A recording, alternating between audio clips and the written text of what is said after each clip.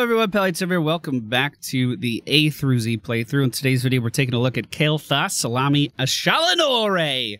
Now, this is my third time recording this. The games haven't been bad by any means. It's not because of that.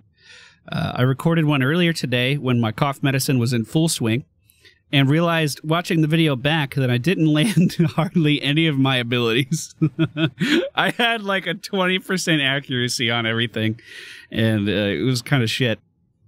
So I went back to record it just now, and the game went fine, and I talked about all the points I wanted to talk about, but guess who forgot to hit the recording button? So maybe the cough medicine hasn't worn off as much as I thought it would have by now.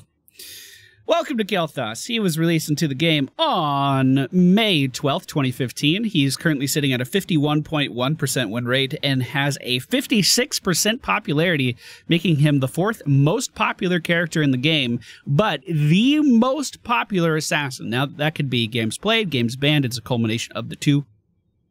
But yeah, he kind of does everything. He has great team fight damage. He has great CC that allows other CC to be piled on top of that because it's really visible, like it's easy to see. And he also has great wave clears as well. He is a pretty phenomenal character, to be honest with you. When he was released, he was busted. He was so overpowered. And there were a variety of ways to play him, whether it be Q, which is the more popular way to play him right now, or W builds, which were insanely strong back then. But no matter how good he was when he first released, I struggled with him quite a bit. My win rate, I believe, was 30%.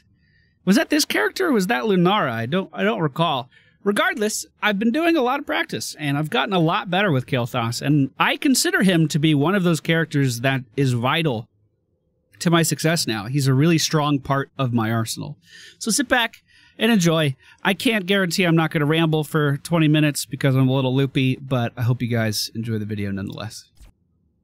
Whenever I feel really bad, I start playing Final Fantasy XI again. It makes me really nostalgic for when I was a teenager and I was going through all my sinus surgeries. I would sit up all night and just play Final Fantasy XI because the game's just fucking amazing.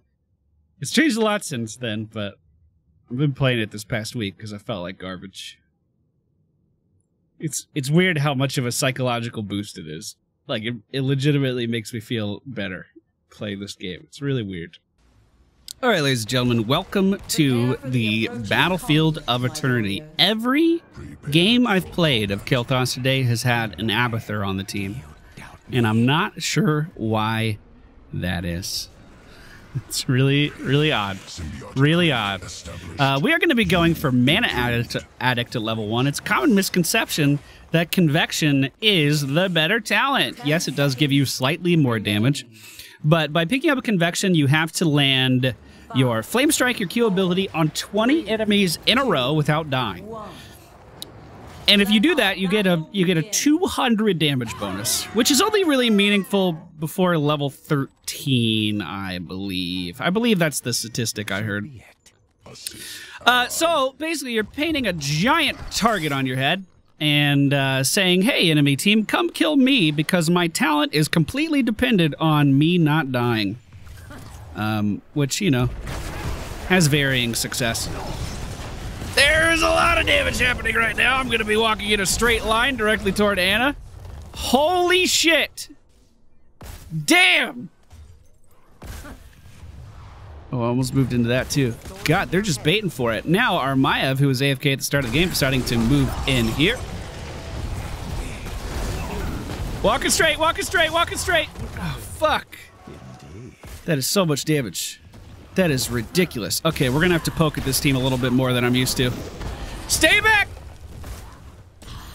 Now, if you are playing Kael'thas, one of the best things you can do is use your trait to give you a free cast of your W ability. Your W ability's Living Bomb. It puts a damage over time effect on a target. After the end of that damage over time effect, you are going to cause a small explosion on that target. Now, Living Bomb has a 10-second cooldown by default, but Verdant Spheres, your trait, only has a 6-second cooldown.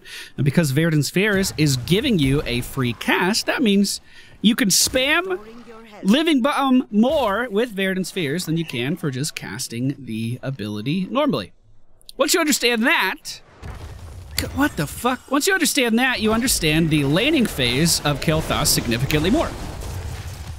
What you just saw there is the Kael'thas combo. That is landing your gravity lapse on an enemy combatant, then putting your Q immediately underneath them, and throwing out a nice E for good measure as well. It allows you to keep a target still, let other members of your team also pile on crowd control, so this is great with characters like Tyrande. That gravity lapse has a really evident flow, right? They could see it coming. So once you actually land a stun, your team should be able to combo with it fairly easily. Looks like Zeratil's giving our Maiev a little bit of a run for her money, and Ana down here in the bottom lane is trying to defend to the best of her ability. Also, very, very important for you to do in the early game is just collect as many region globes as you can. I'm a little slacking in that department. The enemy team was zoning us away quite well, but, you know, I'm trying. The time trap has been used. The chains from Kael'thas have been placed on me as well, and we're going to try to just finish off this Chromie as fast as we can. Zeratil engaging now as well. They did a good job of taking this camp right from underneath us. But we'll try to punish him. Their Kael'thas is doing a really good job of engaging us with that crowd control every time we get close to him. I'm going to go ahead and sip. And just wait for this to come up. And then I'll go join the team. They're actually committing a lot of resources down here as well, so that is not a bad thing. Don't think it'll land. Nope. Alright, like I said, I need to make sure this doesn't pile up too much, so we'll go ahead and use 2 living bombs. That should weaken it up pretty substantially. Now, if we want to engage in here, we're going to need a little bit of vision. While their team fight is really good, their ability to actually clear out this stuff isn't that great. That time trap, though, fucking sucks. Oh, that time trap owned me. Man. Chromie Kael'thas is rough, boys. That's a rough combo. Maiev trying to bait these guys back into the mines of Abathur and doing a decent job at it, to be honest, even though they didn't quite go into it yet. We just resurrected. We're going to be going up to join our team. So I just really want to stress that throughout the course of the early game, the focus of Kael'thas is on his W ability, and that's going to shift as the game continues. And I think it's a really satisfying playstyle. I really like how his gameplay flows throughout the course of the game. Another pretty good combo there on Chromie, bringing her down to below half health. I thought we'd be doing a little bit better on this boss than we are. Maybe I'll try to hit it while they go on defense. I mean, it should be Jimmy, but I just want to make sure we get some damage out on this thing. So we're going to be using our free living bomb over and over, then dropping a Q directly underneath it. When Verdant Spheres come back up, free living bomb, and then drop a Q right underneath it. So we're very, very much focused on living bomb at this point in the game. Looks like the enemy team will be winning the objective. Not too big of a deal. We did decent damage there, nothing crazy. If we want to fight, I'm fine with that. I'd rather not let them get those region globes. I'd much rather have them. I'll let them defend top. I'm going to go down to bottom and just try to clear that out. We have phenomenal lane clear at every stage of the game. So we're using our free living bomb, then putting a flame strike underneath the mage and the archers, and it's going to clear them out. No problem. Abathur playing really aggressively up there for some reason. We see Kael'thas and Chromie in the top lane, not seeing Zeratil, so I mean, oh, see Zeratil now, so I could probably push up a little bit more. Let me just grab that globe really fast. We're at 10 out of the 20 globes that we need for our quest, and we're going to be picking up Burned Flesh now. If we land our Flame Strike on more than 2 enemies at a time, it is going to deal percentage-based damage, which is going to allow us to just melt a target a little bit more. This is problematic. All right. Take caution. Our boat has fallen. Damn. That sucks. I really thought I had that. Does she have the spell shield? No? Isn't that 13? She just fucking killed me. I thought the regen from the sippy cup was going to be more than enough, but that's okay. It's no big deal. We are going to help our team gather this objective really fast. I mean, they probably don't need me. One interesting talent that Kael'thas has at level 7 that literally no one picks. I don't know why I'm being pinged. Hey, bud. Is one that allows him to add spell power onto his abilities for, I think it's like 15 seconds or something, 10 seconds or something. And it is interesting because of the dynamic spell power changes that are in the game right now. So, for instance, if we were to go Pyroblast, it's one of the slowest projectiles in the entire... Ooh, Zeratul showing. Maybe we help? It's one of the slowest projectiles in the entire game, so it's totally reasonable to think that, you know what, maybe our Pyroblast won't reach a target in 10 seconds. But if the buff from that talent falls off, which again, totally reasonable that it does. Look at that Flame Strike, though. The Pyroblast no longer snapshots spell power at the beginning of its cast is really what I'm going towards here. So if we get a really nice nano boost from our Ana, but the nano boost fades before we're able to get the Pyroblast off, then we essentially waste the nano boost or don't get the full value that we potentially could have. I am going to Phoenix here just to burn this down a little bit faster. Phoenix is on a 60-second cooldown. It used to be a 45-second cooldown. It does great damage on the ground. Enemies are forced to move out of it. It does really, really good zoning. It is entirely better than Pyroblast in just about every way, just so you know. You should probably always go Phoenix. Now, it is on a 40-second cooldown because we decided to use it on PvE. Looks like my... Whoop! Yep, okay. The defenders of life fear not the sting of death. Was the stun on my screen? Because I didn't fucking see the stun. I walked into the bush, then I was stunned, and then I was just fucking murdered. Absolutely murdered.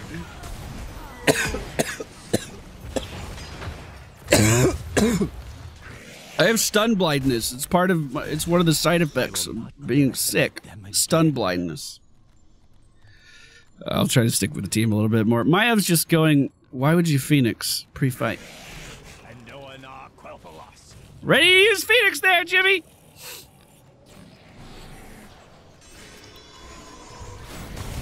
Could I see it through the fog or no? Oh my god, she jumped over the fucking crowd control! Okay, alright. We're focused. We're paying attention. Jimmy left. Maybe he's gonna go play his own game instead of playing mine. The enemy team is going to grab the objective. We're mounted up here. We could probably hit him. Oh, never mind. God, just missed that crowd control by an inch. That sucks. All right, going to go defend with the team, hopefully. Looks like they are chasing after some chromie there. It doesn't really, you know, doesn't really mean anything to me at all. I do want to grab this globe. Beautiful. Grab this. I just missed it. Alright, so, post level 10, well, there was more about the dynamic spell power. I feel like I really want to talk about it. It's really nerdy and I like it. So, if you get buffs after the spell cast, it can buff the spell cast. So, if, so for instance, if Ana sees my Pyroblast in transit, she can nano boost me after the fact rather than before, and it'll go do damage, and it's really cool. But inversely, that works as well. So if the enemy team uses a bunch, we'll use Ana as an example again. If she uses the mind-numbing agent on me and reduces my spell power significantly, while the Pyroblast is already out, let's say I use it on another one of her teammates, and that teammate's running away, then it'll still have that same effect. So rather than increasing my spell power after the fact, you can actually lower it significantly after the fact as well. Not the best team fight here, team, but I'm going to try to make it work. Decent, kind of a decent Phoenix. We are going to pick up a kill on the Zeratul, but unfortunately losing our Ana in the process. Maev is going to clean up 2 more kills, though, and Chromie walked up way too. What the fuck happened there? How'd she move like... Oh, I guess the Gym Raider knockback. It looked like she moved to the side. That was really weird. Oh my. That was really strange. I need 2 more globes to finish off my quest here. Grab that one. Don't mind me. We are also going to be picking up Pyromaniac here, which is a fantastic talent that was nerfed a little bit this year. It does allow us to lower our cooldowns, while our W ability damage over time effect is out on a target. If you have it out on 2 targets, it gives you even more cooldown reduction. So this is kind of when Kael'thas starts to come online. He starts to get some really big damage increases here.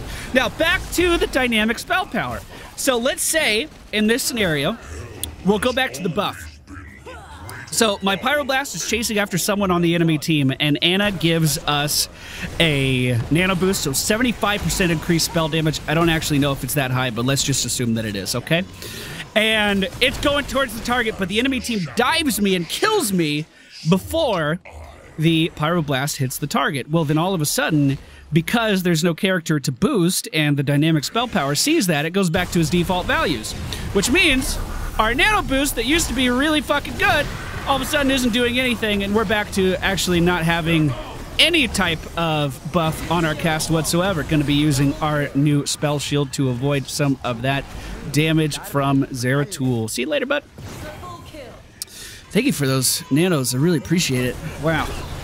Also, if your team goes and puts those damage dampening effects on Kael'thas as that Pyroblast is coming out, but they end up killing him, all of those damage dampening effects suddenly fall off. So you think that you're nerfing a Pyroblast down to maybe 25% effectiveness, but if you push Kael'thas too far and you kill him, then all of a sudden your teammate's getting hit with a full Pyroblast. It's just really fucking interesting. I mean, dynamic spell power kind of is like really straightforward on other characters, but because of how slow the Pyroblast projectile is, it has some pretty cool interactions. That's all I'm trying to say here, team. I know I've rambled about it for fucking 20 minutes, but it's cool, okay? It's cool. We don't have Maev here just yet, but we are pushing these guys back really far. We're going to have a nice crowd control here in just a moment if these guys stay out, but I wasn't quite able to get in range to do that. Now, we could use our Phoenix and zone them away from these walls here if we wanted to do so. I'm trying to get away from those Kael'thas chains. I don't want anything to do with that.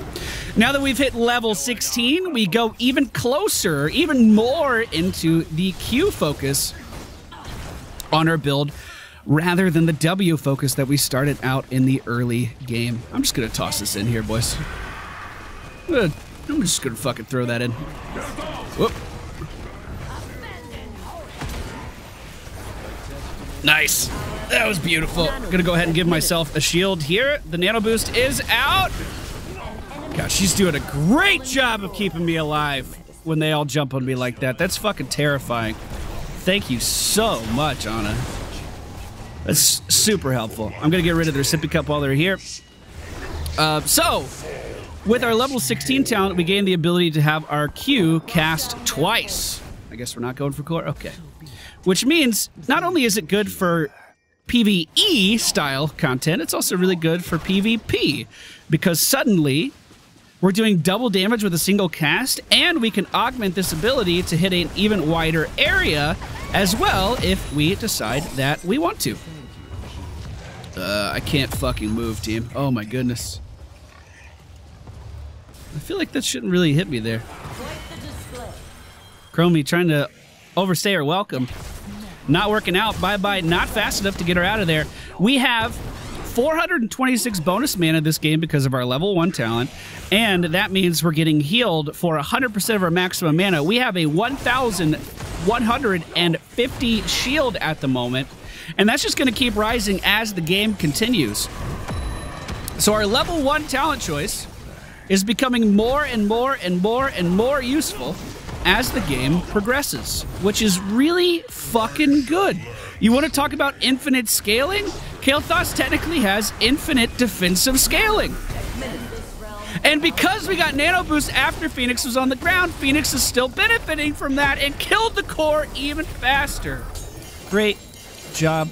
Anna, always thank your fucking healers. Victory. Always thank your fucking healers. She did wonderful. MVP. Anna, she saved me so many times when I should have died.